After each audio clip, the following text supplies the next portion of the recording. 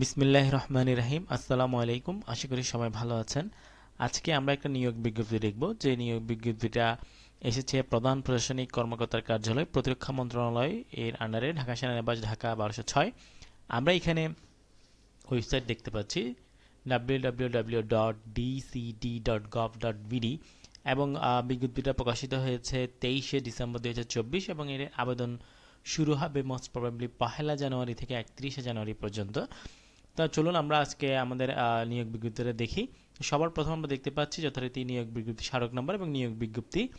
প্রধান প্রশাসনিক কর্মকর্তার কার্যালয়ের প্রশাসনিক আওতাধীন সশস্ত্র বাহিনী সদর দপ্তর এবং প্রতিরক্ষা গোয়েন্দা মহাপরিদপ্তর সহ ডিজিএফআই আন্তঃবাহিনী সংস্থাসমূহের শূন্যপদ অস্থায়ী ভিত্তিতে পূরণের জন্য বাংলাদেশের প্রকৃত নাগরিকগণের নিকট থেকে অনলাইনে দরখাস্ত আহ্বান করা যাচ্ছে।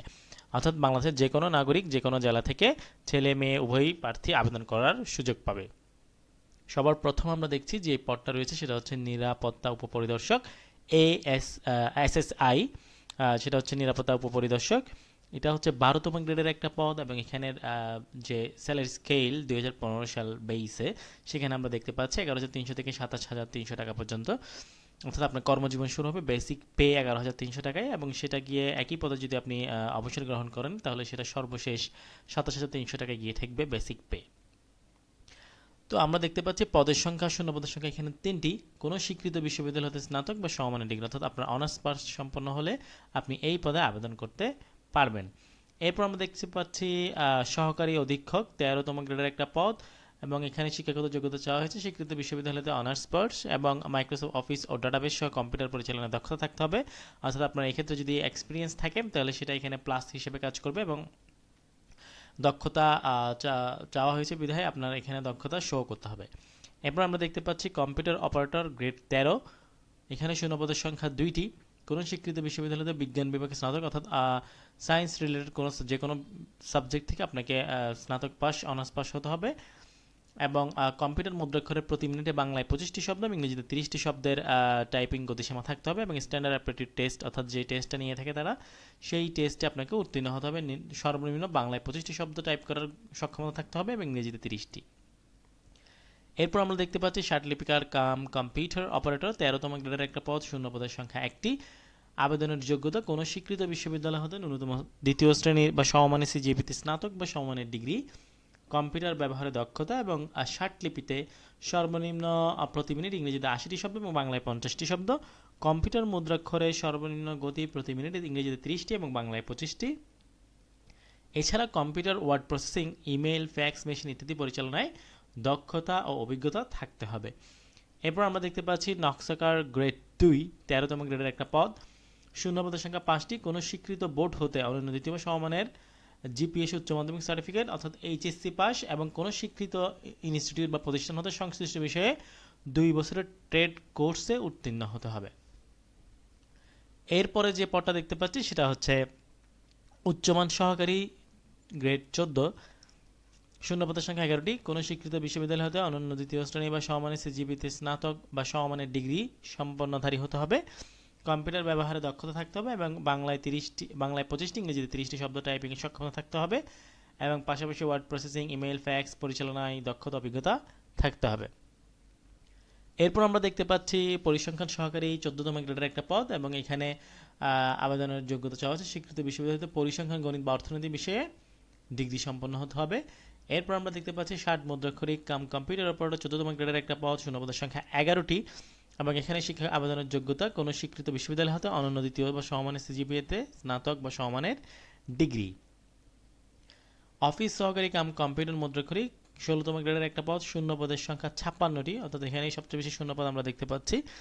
আবেদনের যোগ্যতা কোনো স্বীকৃত বোর্ড হতে উচ্চ মাধ্যমিক সার্টিফিকেট, কম্পিউটার ব্যবহারের দক্ষতা এবং একই রকমভাবে কম্পিউটার মুদ্রাক্ষরে এবং কম্পিউটার টাইপিংয়ের দক্ষতা থাকতে হবে এবং পাশাপাশি কম্পিউটার ওয়ার্ড প্রসেসিং এবং ইমেল, ফ্যাক্স ইত্যাদি মেশিন চালনায় দক্ষতা অভিজ্ঞতা থাকতে হবে। টেলিফোন অপারেটর ১৬তম গ্রেডের একটা পদ, শূন্য পদের সংখ্যা ১টি। কোনো স্বীকৃত বোর্ড হতে উচ্চ মাধ্যমিক পরীক্ষায় উত্তীর্ণ প্রার্থী আবেদন করার সুযোগ পাবে।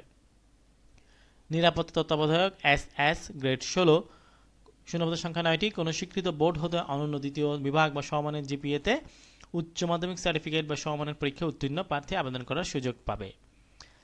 লাইন্সম্যান গ্রেড ১৭, কোনো শূন্যপদের সংখ্যা একটি, স্বীকৃত বোর্ড হতে এসএসসি পাস প্রার্থী আবেদন করার সুযোগ পাবে এবং সংশ্লিষ্ট বিষয়ে প্রশিক্ষণ প্রাপ্ত হবে এবং পাশাপাশি সংশ্লিষ্ট কাজে ৩ বছরের ন্যূনতম অভিজ্ঞতা থাকতে হবে।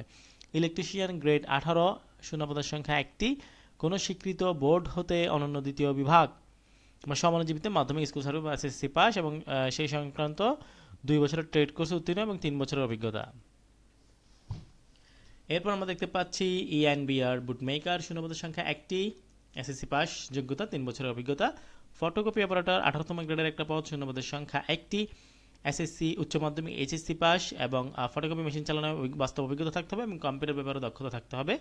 অফিস সহায়ক 20তম গ্রেডের একটা পদ, শূন্যপদের সংখ্যা 53টি, কোনো স্বীকৃত বোর্ড হতে মাধ্যমিক স্কুল সার্টিফিকেট অথবা এসএসসি পরীক্ষা উত্তীর্ণ প্রার্থীগণ অফিস সহায়ক পদে আবেদন করার সুযোগ পাবে।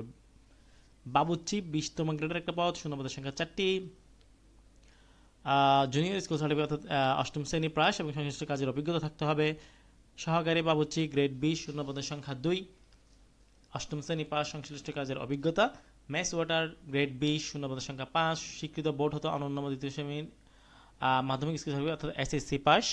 লস্কর 20তম গ্রেডের একটা পদ, শূন্যপদের সংখ্যা একটি, যোগ্যতা মাধ্যমিক স্কুল সার্টিফিকেট। নিরাপত্তা প্রহরী 20তম গ্রেডের একটা পদ, শূন্যপদের সংখ্যা 5টি, যোগ্যতা মাধ্যমিক স্কুল সার্টিফিকেট। মালি গার্ডেনার 20তম গ্রেডের একটা পদ, শূন্যপদের সংখ্যা 5টি এবং এখানে 8ম শ্রেণী পাস এবং সংশ্লিষ্ট কাজের অভিজ্ঞতা চাওয়া হয়েছে এবং সর্বশেষ যে পদটি আছে সেটি হচ্ছে পরিচ্ছন্নতা কর্মী, সেটা হচ্ছে 20তম গ্রেডের একটা পদ এবং শূন্যপদের সংখ্যা হচ্ছে 6টি এবং যোগ্যতা হচ্ছে 8ম শ্রেণী পাস। এই হলো সার্কুলারটা, বেশ বড় একটা সার্কুলার, প্রায় 23টা পদ আপনারা দেখতে পাচ্ছেন। এই পদগুলোর জন্য তারা প্রার্থী আহ্বান করেছে বাংলাদেশের সমগ্র জেলা থেকে, যে কোনো ছেলে মেয়ে যে কোনো কেউ আবেদন করতে পারবে, সমস্ত প্রার্থী। এবং প্রার্থীর বয়সীমা হবে 31 জানুয়ারি 2025 তারিখে, সর্বোচ্চ 32 বছর এবং সর্বনিম্ন 18 বছর হতে হবে।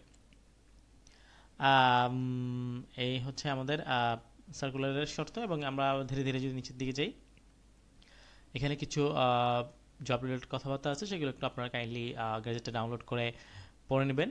এরপর আমরা দেখতে পাচ্ছি অনলাইন আবেদনের সময়সীমা শুরু হবে জানুয়ারির 1 তারিখ থেকে, জানুয়ারি 1, 2025 এবং আবেদনপত্র চলবে 31 জানুয়ারি 2025 সাল পর্যন্ত। এবং এখানে আবেদনের জন্য ছবির যে মাপ চাওয়া হয়েছে যেটা সচরাচর সব জায়গায় চাওয়া হয়, পাসপোর্ট সাইজের ছবি 300x300 এবং স্বাক্ষর হচ্ছে 300/80 এবং সর্বোচ্চ কেবি হচ্ছে 100 কিলোবাইট এবং 60 কিলোবাইট স্বাক্ষরের ক্ষেত্রে।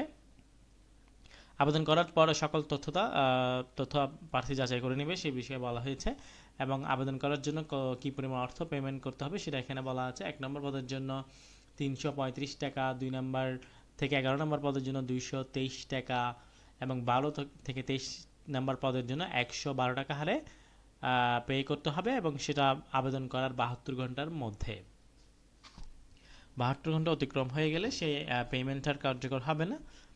কীভাবে আবেদন করবেন এবং কীভাবে আবেদন ফি পাঠাবেন সেটা এখানে বিস্তারিত বলা আছে, আপনারা কাইন্ডলি একটু পড়ে নেবেন অথবা আমি চাইলে ডিসক্রিপশন বক্সে অ্যাড করে দিতে পারি। এরপর আপনার পেমেন্ট করার পরে আপনার এখানে এই ইউজার নেম পাসওয়ার্ড আসবে, সেটা আপনারা আপনাদের পার্সোনাল খাতায় নোট ডাউন করে রাখবেন, পরবর্তীতে সেটা কাজে দিবে এবং যথাসময়ে পরীক্ষার আগে আগে আপনার ফোনে মুঠোফোনে বার্তা চলে আসবে, সেটা দেখে আপনি পরীক্ষার সেন্টার বা সব কিছু অ্যাডমিট কার্ড ডাউনলোড করে নেবেন। এই ছিল আজকের নিয়োগ বিজ্ঞপ্তি, যদিও অনেক বড় অনেকগুলো পদ সংক্রান্ত একটা নিয়োগ বিজ্ঞপ্তি।